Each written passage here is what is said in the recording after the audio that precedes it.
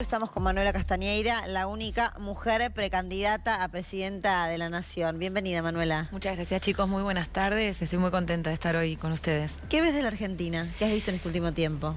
Creo que en este momento hay un debate sobre cómo salir de esta crisis, porque lo que nadie cuestiona, si bien viste hay muchas discusiones, lo que nadie cuestiona es que hay una crisis, que es profunda y que hay que elaborar un plan para salir de ella. Y creo que se ha abierto mucho la discusión sobre programas, de qué manera salimos de esta situación. Y ahí es donde yo quiero, por lo menos en esta campaña, aportar con una visión, me parece un poco diferente, de cómo creo que deberíamos salir. Lo que me preocupa es que siempre se busquen salidas donde el que tenga que recortar derechos y ser afectado es el trabajador y la trabajadora. Por ejemplo, bueno, está la discusión del déficit fiscal. Entonces vienen y les dicen a los trabajadores, muchachos, el problema es que ustedes han tenido muchos derechos, hay que recortar. ¿Qué es esto de aguinaldos? ¿Qué es esto de convenios colectivos de trabajo, como se hablaba anteriormente? ¿O qué es esto de jubilarse a los 65 años? Lo dijo incluso Nielsen, economista de Alberto Fernández, ante la posible, rediscusión sobre el acuerdo con el FMI, que si se aumentaba la edad jubilatoria, con ese margen se podría arreglar algunas cuestiones del déficit fiscal.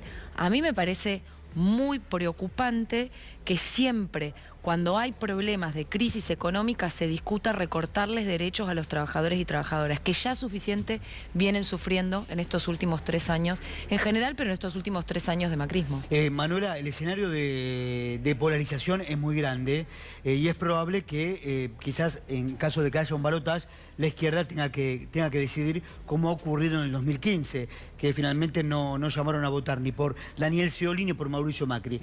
En caso de que haya balotaje en la Argentina, vos, tu frente político, ¿votarían por Mauricio Macri?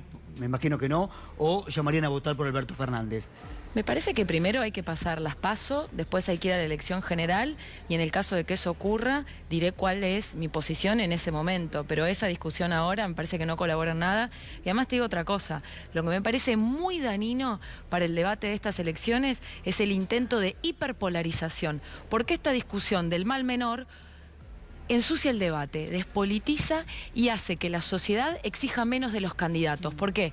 No, es tan malo Macri que me tapo la nariz y voy con Massa y perdono que digan que no se va a discutir el aborto y perdono que digan que no hay que romper con el FMI, perdono cualquier cosa, pues no importa. O no, para que no vuelvan esos que ya estuvieron, entonces me banco este ajuste espantoso y este recorte de derechos. Yo creo que hay una crisis enorme, que vamos a una elección donde hay una gran discusión de fondo. ¿Cómo se reactiva la economía, Manuela? ¿Cómo reactivamos el país? Poniendo en el centro a los trabajadores. Por ejemplo, para mí, si me preguntas cuál es la primera medida de gobierno que tomaría, sería la reincorporación de todos los despedidos bajo el macrismo. La segunda medida sería la eliminación del impuesto a las ganancias, mal llamado impuesto a las ganancias, en la 4ª categoría. La recomposición salarial. Empezás por ahí. Empezás una economía centrándote en la sociedad, centrándote en las necesidades. Pensar una economía que no contemple que cuando hace frío se mueren las personas en la calle porque no tienen vivienda, porque no tienen trabajo, porque están tiradas en la pobreza, o que 1 de cada 2 chicos en Argentina son pobres, me parece que si no partís de ahí, en realidad tenés un plan económico para los mismos intereses de siempre, preocupado en los grandes capitales, en el empresariado. Yo veo la economía con la mirada, con los ojos de los trabajadores y de los jóvenes. ¿Y cómo se hace para reactivar una industria tan caída y tan vapuleada en los últimos meses? Recuperando el empleo. La primera cuestión es, sin duda, con un acuerdo con la Unión Europea no se va a recuperar ninguna economía. Eso es de lo más preocupante y además me preocupa ese debate esto del acuerdo entre Unión Europea y Mercosur, porque intentan legitimar ese discurso que abriéndose a la Unión Europea, la Argentina estaría mejor. Lo único que estaría mejor serían los grandes intereses de la Unión Europea, porque sería muy peligroso para el empleo y podría generar efectivamente más precarización laboral, con una tendencia a la primarización de la economía argentina. ¿Por qué la izquierda no pudo articular una sola candidatura presidencial en este caso? Se intentó, hubo reuniones, hubo gestiones y finalmente no pudo plasmarse en un único frente. Me hubiese encantado que haya una PASO, esa fue mi propuesta, por lo menos. Le propusimos al FIT y a Zamora desde diciembre del año pasado, incluso sí, lo habíamos hablado con ustedes, habíamos insistido mucho, creíamos que por ahí no había acuerdo con quién tenía que encabezar o con algunas cuestiones de candidaturas, pero en una PASO común nos hubiésemos podido contener a todos y llevar los votos al mismo lado y tener una lista unitaria para octubre. El FIT, la lista del Caño, de Miriam Bregman, dijeron, ni contestaron.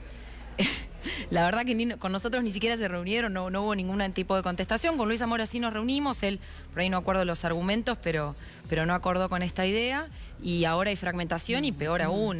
La verdad que la izquierda, el FIT y el Partido Obrero están pasando un escándalo con expulsiones de Altamira, de Ramal, que yo lamento mucho porque eso es fomentar la fragmentación en la izquierda y me parece que no le hace nada bien a aquellos que peleamos por una alternativa independiente en la política. Manuela, ¿cómo tomaste cuestiones de la vida cotidiana y sanciones de la vida cotidiana con la repercusión que tuvo, para el caso, el beso de las 2 mujeres que fueron condenadas? ¿Qué te produce una situación así en la Argentina?